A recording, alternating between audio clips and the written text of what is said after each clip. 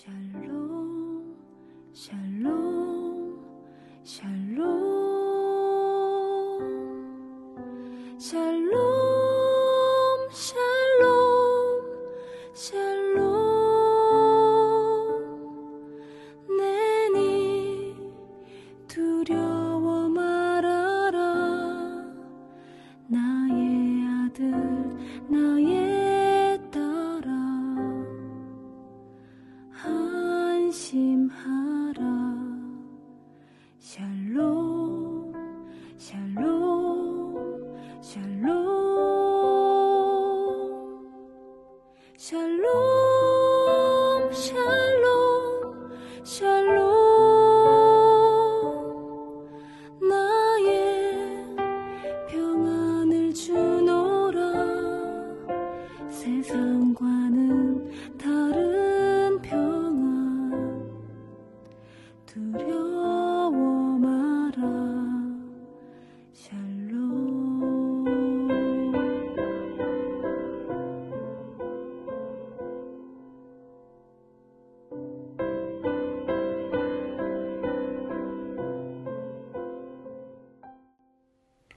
5월 6일 늘푸른 새벽 예배를 하나님 앞에 올려 드리겠습니다.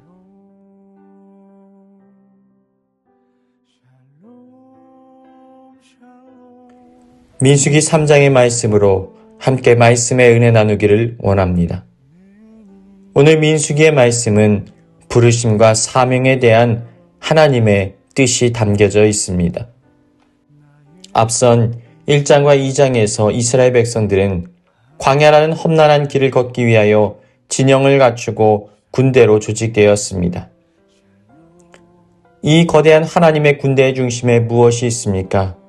바로 하나님의 임재를 상징하는 성막이 자리하고 있었습니다. 그리고 오늘 본문인 3장에서는 이 성막을 가장 가까이에서 섬기고 지킬 특별한 사람들, 제사장들과 레위인들이 등장합니다.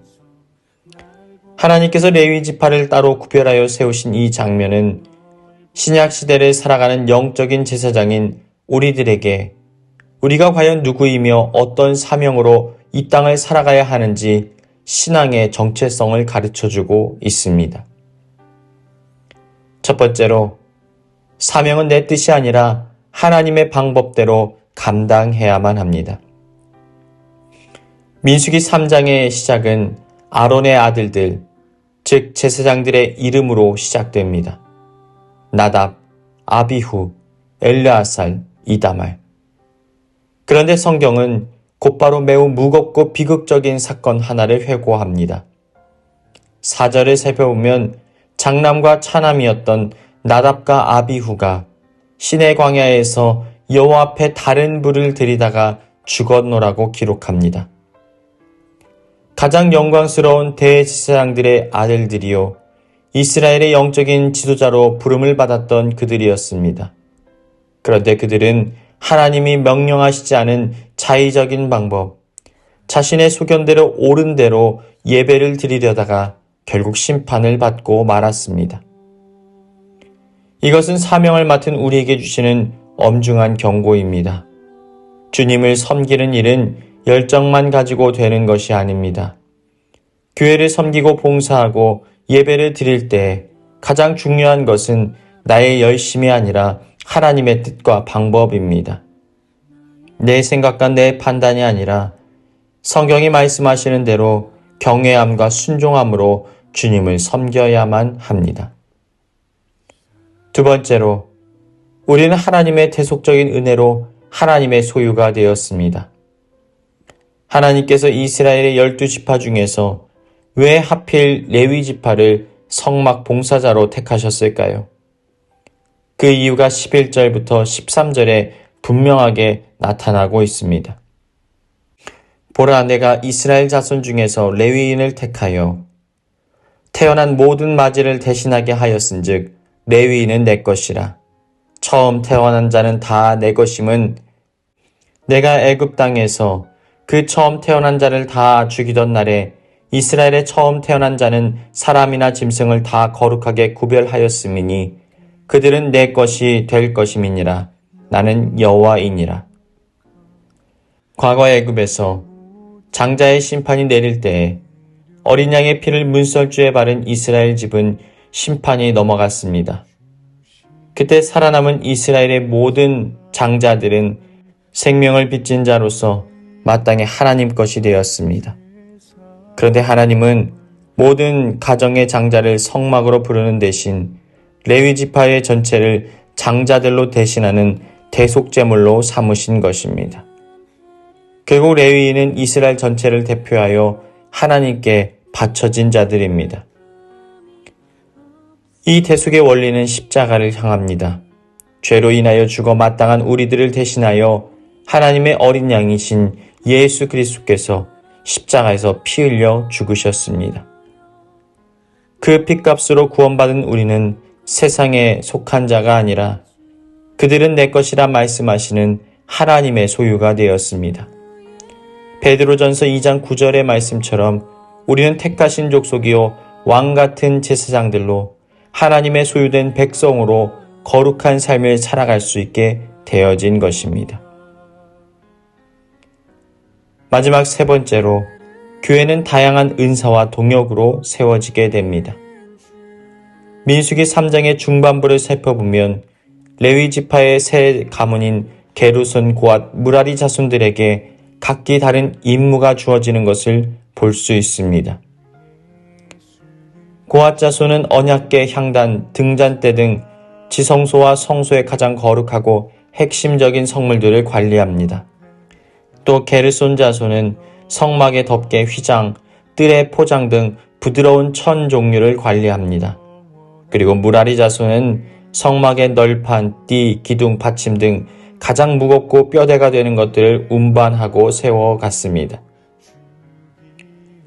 사람의 눈으로 볼 때 금으로 덮인 언약궤를 매는 고앗 자손이 제일 거룩해 보이고 무거운 나무 기둥을 매는 무라리 자손의 일은 하찮은 것처럼 보일 수 있습니다. 하지만 하나님 앞에서는 그렇지 않습니다.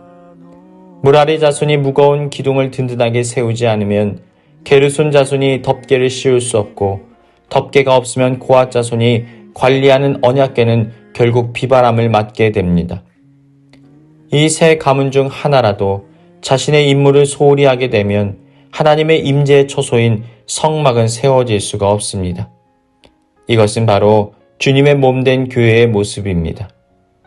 화려한 직분이든 이름 없는 섬김이든 하나님께서 내게 맡기신 역할은 모두 거룩하며 교회를 세우는데 중요한 것들입니다.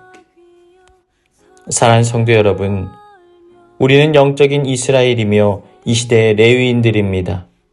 예수 그리스도의 십자가 대속으로 말미암아 하나님의 거룩한 소유가 된 백성들입니다. 오늘 하루 나답과 아비후의 실패를 거울 삼아 내 고집과 내 판단과 나의 방법이 아닌 말씀의 순종함으로 주님을 섬기십시오. 내게 주어진 그 자리를 묵묵하게 충성하고 섬겨 나가십시오. 각자의 자리에서 하나님의 뜻대로 헌신하며 연합할 때 교회는 험난한 세상의 광야 가운데서도 하나님의 영광이 찬란하게 머무는 아름다운 영적인 성막으로 굳건히 세워질 수가 있습니다. 이 귀한 부르심에 합당하게 살아가는 저와 여러분이 되시길 주님의 이름으로 축원합니다. 거룩하시고 자비로우신 하나님 아버지, 죽을 수밖에 없는 우리를 그리스도의 핏값으로 살리시고 주님의 소유로 삼아 영적 제사장과 레위인으로 불러주시니 감사합니다. 나의 열심이나 내 방법이 아니라 주님의 말씀에 순종하며 예배하는 자 되게 하여 주옵소서. 주님의 몸된 교회를 세워나갈 때 다른 이와 비교하지 않고 내게 맡겨주신 십자가를 묵묵히 지며 협력하여 아름다운 동역이 이루어지게 하여 주옵소서. 오늘 우리의 삶이 광야 같은 세상 속에서도 하나님의 임재를 드러내는 거룩한 성막의 삶이 되게 하여 주옵소서. 예수님의 이름으로 기도합니다. 아멘. 교회 주신 공동의 기도 제목을 가지고 다 같이 기도합니다.